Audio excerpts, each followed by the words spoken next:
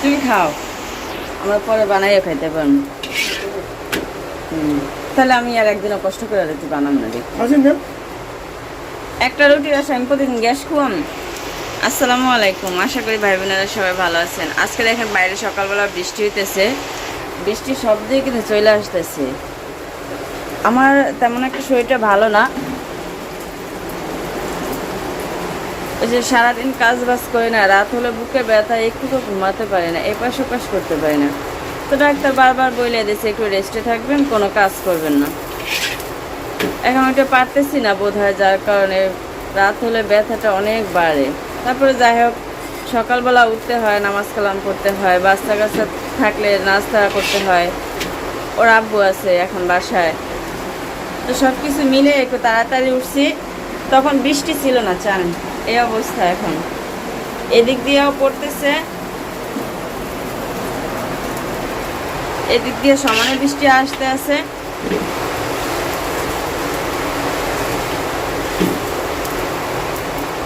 সালমানের বউ, এই সালমানের বউ, ওদিকে কারেন্ট চলে গেছে। সাফওয়ান হচ্ছে সামনের রুমে একাই ঘুমাইতেছে, মনে হয় হ্যাঁ ওই রুমে চলে গেছে, কারণ এনে ভাই পয়সা সাফওয়ান একলা। আমার লাকড়িটিও ভিজতে আছে, কি করণীয় আছে।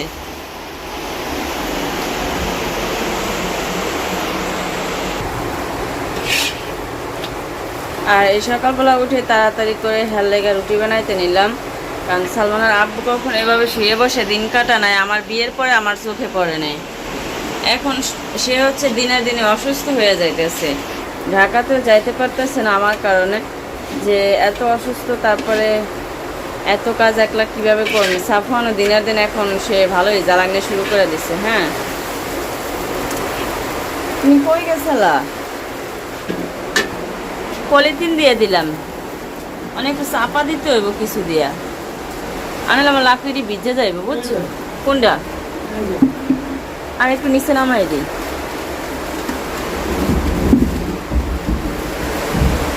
এইভাবে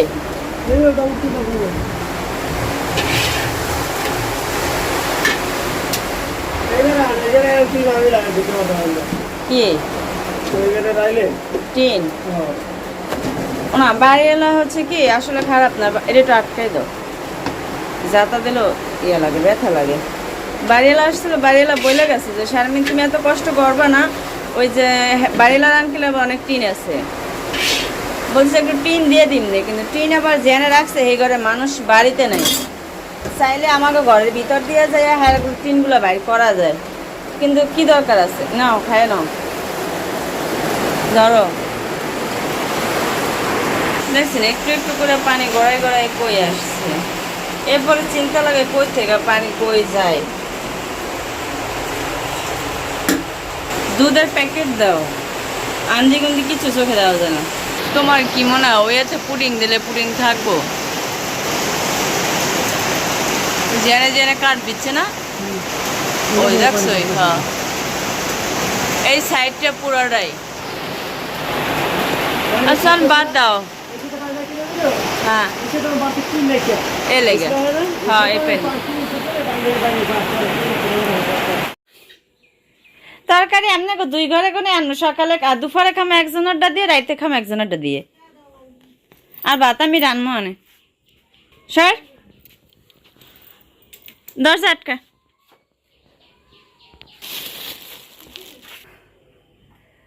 দুপুর এখন 1:30 বাজে, বিছানা এখনো গোছায়নি, শরীরের অবস্থাটা এত বেশি খারাপ যাইতেছে, হয়তো বৃষ্টি পড়তেছে, চারপাশটা ঠান্ডা, এই জন্য বুকের ব্যথাটা বাড়ছে। তারপরে সকালবেলা উঠে ওর আব্বুর জন্য নাস্তা রেডি করলাম, একসাথে খাইলাম। দেখেন এই অবস্থা করছে সাফন। ওর মামায় কি খাবার আনছে রাত্রে ওইটা জিজ্ঞাসা করতেছে, রিয়েল মামায় খাবার আনছে আমার হিয়ে দাও, খাক আর না খাক ওই তো থুয়ে দিস সামনে করে। আবার 20 টাকা দিয়ে সাফানের জন্য একটা খাতা কিনে আনছি, ও হচ্ছে গিয়ে লেখার জন্য পাগল হয়ে যায় সারাদিন, আমার খাতা দাও খাতা দাও।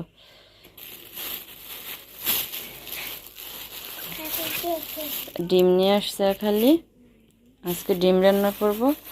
মসুর ডাল নিয়ে আসছে আধা কেজি,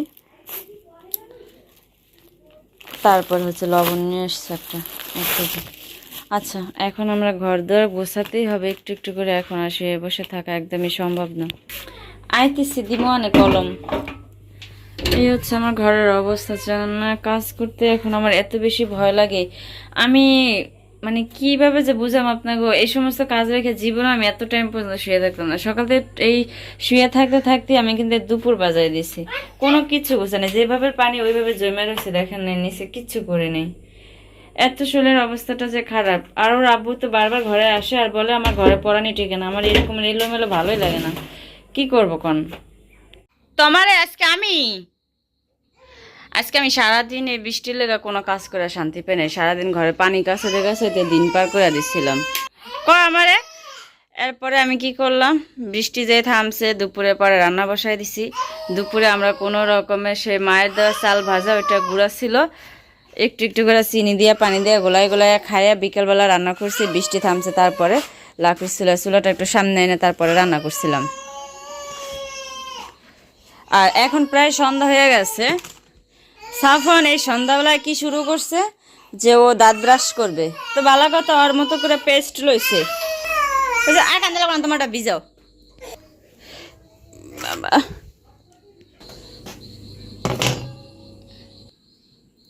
হয়েছে জন ভিজে আনো। শুধু শুধু একটুখানি লেগে কান্দে নান্দে ভরাই হেলাইছে, বুঝা কত কিছু যেন হয়েছে। আচ্ছা, সন্ধ্যার আগে বুকটার ভিতরে ব্যথা করে। ভাত রান্না করছি, যেহেতু লাকড়ি চুলায় রান্না করি এই লোক একটু বেশি রান্না করি, কারণ যাতে 3 বেলাটা 4 বেলা খাইতে পারি। হ্যাঁ সাফওয়ান, আমি আলু আর পটল রান্না করছি ডিম দিয়ে, তবে ডিম সব নিচে পড়ে গেছে, কড়াই থেকে ডালছি না, ডিম পড়ে গেছে নিচে। আর এখানে একটুখানি পটল শুধু ভাজে রাখছি।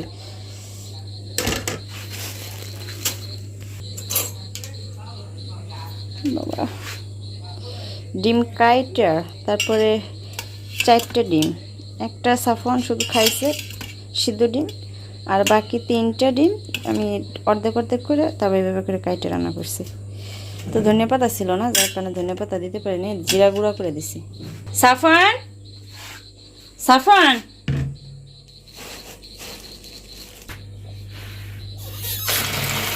ড্রেস ব্রাশ, বাথরুমে একলা যায় না তুমি। হ্যাঁ, এখন সন্ধ্যা হয়ে গেছে না প্রায়, একটু বেশি করে পানি দিয়ে ভিজিয়ে রাখলাম। সরো বাবা তুমি, এই যে দেখো ডাল। এখন হচ্ছে জানালাটা আটকাই দিতে হবে, উপর দিয়ে মশামাছি করা শেষ করছি, ধোয়া পাল্লা শেষ করছি, এখন একটু শুধু ঘরটা ঝাড়ু দিতে হবে। তো ঘরটা ঝাড়ু দেওয়ার আগে আরেকটু কাজ করি আমি। আর যে মাছটা ছিল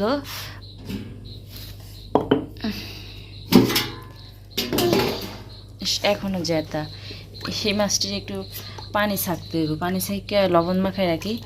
এখন ঘরটা ঝাড়ু দিয়ে মাছটি কাটতে বল।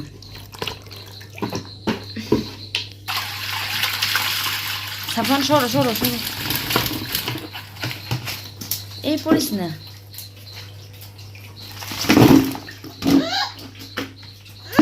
গ্যাস একটা, সরো সরো।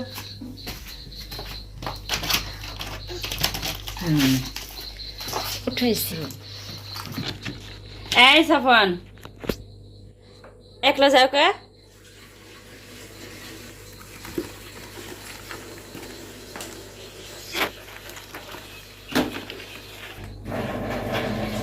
সাফওয়ান,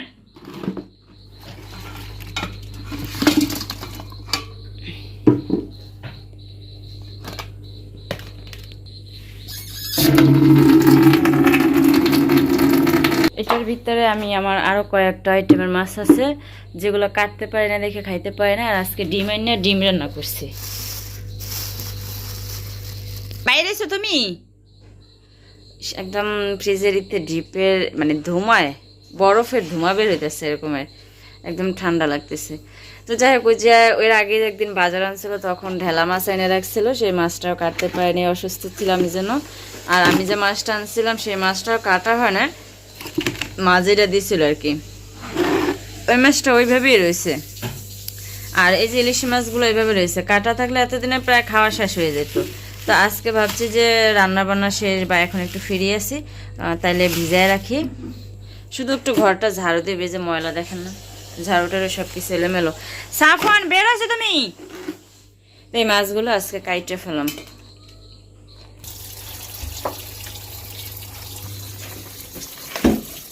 আর এই মাছটা একটুখানি ঢাইকা রাইখা দিই যতক্ষণ পর্যন্ত না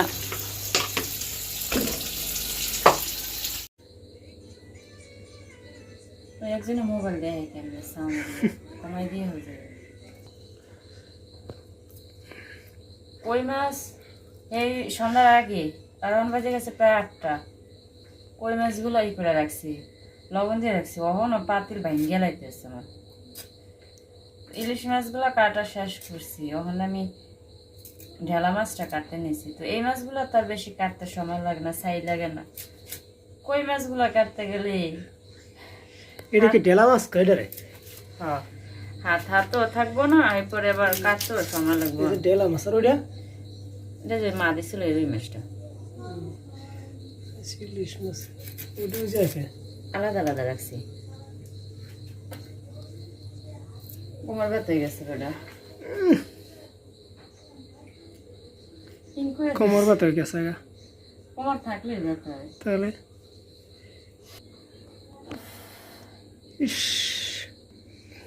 নিয়ে যে কেমন করতে যাই এই বুক ব্যথা হয়ে যায়। সাফনে একটু করে লইতে পারি না, কাম তো নুইয়ে বইয়ে আইটে সবই করা লাগে।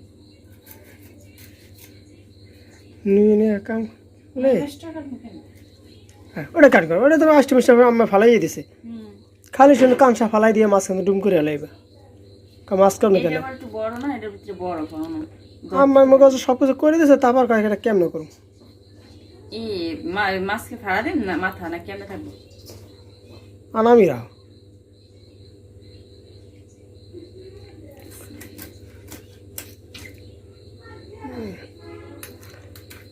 না সহজ ভাবেই তো কাটছি। তাহলে বড় মাছ হিসেবে ভিতরে নারে বলিও নেই, না পুকুরের মাছ ফুসকা কাটবি কাটো তোমার যায় বাংলায় কাটো হয় না কাটো কাটবি। হ্যাঁ বড় বড় ফুসকা মাছ দেখে ভালো দেখা যায় না। তের সাগর কেটে এলো বাস, বড় মাছ না একটু মোটা করে দেবে। আনবো আবার বড় দেখে রুই মাছ আছে না, 2 কেজি 3 কেজি একটা রুই মাছ লিয়াম। আমার কাছে সিলভার কাপ মাছ খাইতে মনে হচ্ছে। সিলভার কাপ তো দেখি না দেশে যেমন সিলভার কাপ মজা লাগে না। হ্যাঁ মজা লাগে না, কিন্তু অনকিলে আমার হুদাও দেখাইতে মনে হচ্ছে। সিলভার কাপ মাছটা বেশি এটা থাকবার নেই, বড় দেখা যায় না দাম মধ্যে মাছ না কাইটে ফ্রিজে রাখলে ওইটা সবসময় ভালো থাকে। আর এরকম না কাইটে ফ্রিজে রাখলে মাছটা না নরম হয়ে যায়। এই মাছটা কিন্তু পুকুরে একদম তাজা মাছ ধরা, কিন্তু নরম হয়ে গেছে।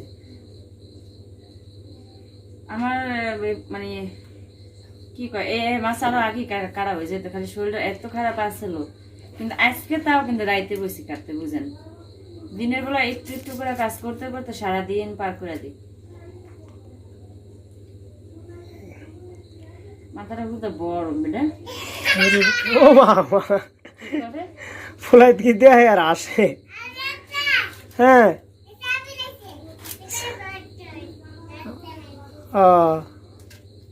কোল্ড ড্রিঙ্কস খাইবো এই যে শুরু করে দিচ্ছে। হ্যাঁ আমি এবার একটা হাতে একটা স্যালাইন দিলাম, ঠান্ডা হয়নি, এটা ফালাই দিছে। কিন্তু যাই খাইবা না তোমার হেলে আইনে খাওয়াইতেছে, আইনে খাওয়াইলাম ঠিকই তো। ওই মাছটা নিয়ে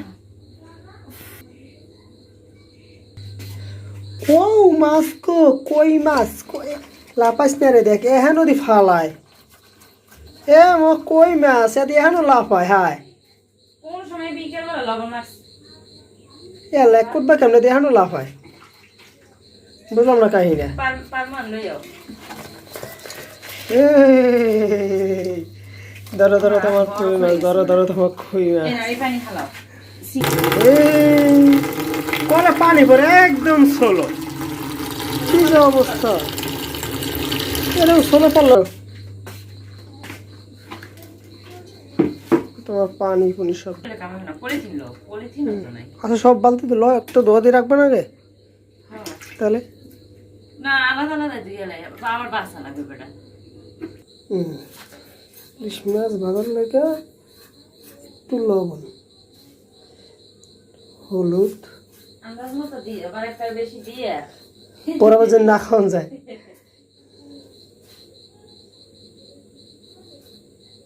ফোন দেখে না, বই নিয়ে ফোন দিতে আসছে। গরুটা ভিডিও করে দেখলাম বুঝছো? কোনটা? আমার ওটা কি করে সাফওয়ান? দিলাম একটু লবণ। ও বাবা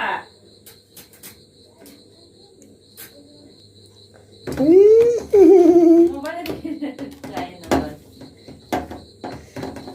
মরিচ দিয়ে লবণ মরিচ দিয়ে আবার মোবাইল মাইক দেয় না। না এত পাগল না বেড়া, তুমি আমার কি মনে করছো? এ তুমি এরকম করো সাফওয়ান? কি হয়েছে তোমার? মানে একলা দিয়ে এসে রাইবো, হ্যাঁ হয় না, আই কি কিছু খায়? সানাসু খায়? সাহস খাইতেছে বইবে। ও এলে সালেম না এমন করতে।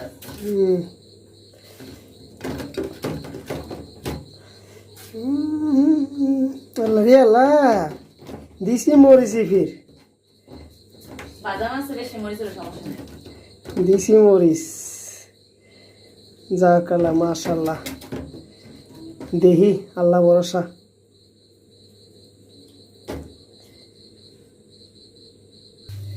খাওয়ান জানা যায়। বিসমিল্লাহ। তোমার কাছে তো সিডের আবার